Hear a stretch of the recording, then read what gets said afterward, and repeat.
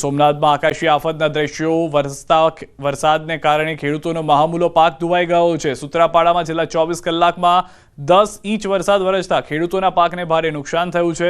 લોઢવા, પ્રસનાવડા, ઝાલા, વડોદરા સહિતના અનેક ગામોમાં મગફળીનો પાક પાણીમાં ગરકાવ થતા ખેડૂતોની મુશ્કેલી વધી છે। ત્યારે ઘાસચારો પલળી જતા પશુપાલકોને પણ નુકસાની વેઠવાનો વારો આવ્યો છે। ખેડૂતો સરકાર પાસે સર્વે કરાવી યોગ્ય વળતર આપવાની માંગ કરી રહ્યા છે।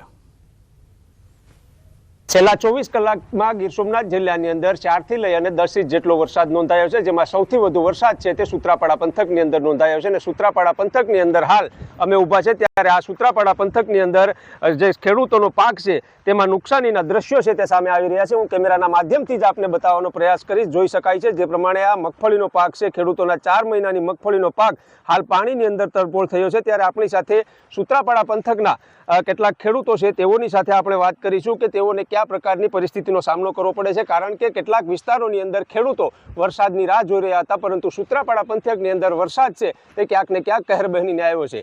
જે આપનું નામ અને આ કેટલા વીઘાની મગફળી છે, કેવો વરસાદ અને કેવું પાણી હતું? બહુ ધોધમાર વરસાદ હતો ને રાતે પવન ને થાંભલા ને બધી હલાવી નાખ્યા, પાડી નાખ્યા। ધોધમાર વરસાદ થવાથી 4 વીઘાની મગફળી મારા પાથરા બધી આખા પાણીમાં રબોર છે। અમે સરકાર કંઈક આમાં કંઈ ધ્યાન દેતી નહીં ને કુદરતનો કાળો કેર। મગફળીમાં નુકસાની વધારે। બીજા કોઈ પાકો ખરા? બીજા ગુજરાત। અચ્છા, ખાસ તો હવામાન વિભાગ આગાહી કરી રહ્યું હતું, તો પછી ખેડૂતો શા માટે આ મગફળીના પાથરા કરીને બેઠા હતા? કારણ કે હવામાન વિભાગે તો ઘણા દિવસથી આગાહી કરી હતી। મારું નામ દાનજીભાઈ વગનભાઈ જાદવ છે, કસનાળા ગામના વતની છું। અગાઉથી આગાહી હતી પણ પાક છે એ તૈયાર થઈ ગયો હતો, તો એને જરૂર જો ન કાઢીએ તો પણ નુકસાન થાય એમ હતું, અને કાઢીએ તો હવે કુદરતના આફતને આ રીતે નુકસાન થયું, માલઢોરને સારાનું નુકસાન થયું, અમારી મગફળીનું એટલું નુકસાન થયું।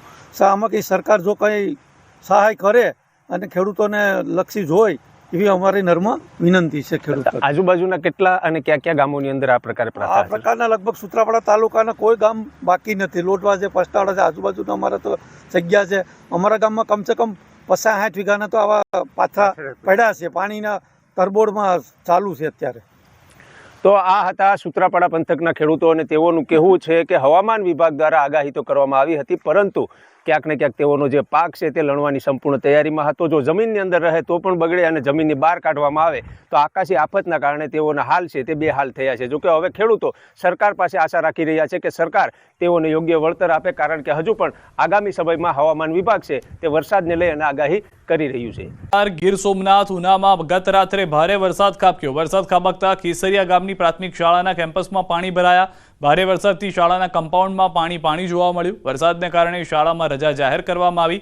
ગામના યુવાનો અને અગ્રણીઓ દ્વારા પાણીનો નિકાલ કરવા પ્રયાસ હાથ ધરાયો છે, અને દ્રશ્યોથી સ્પષ્ટ થઈ રહ્યું છે કે સતત વરસાદ જે છે તે વરસી રહેવાને કારણે અત્યારના જે લોકો છે તે પરેશાનીનો સામનો કરી રહ્યા છે। નવરાત્રી હોવાને કારણે ખેલૈયાઓ તો ચિંતામાં છે, પરંતુ અનેક એવા વિસ્તારો છે જેમાં ખેડૂતોને નુકસાની જઈ રહી છે, સામાન્ય લોકોને હાલાકીનો સામનો કરવો પડી રહ્યો છે, તેઓને નુકસાનીનો સામનો કરવો પડી રહ્યો છે।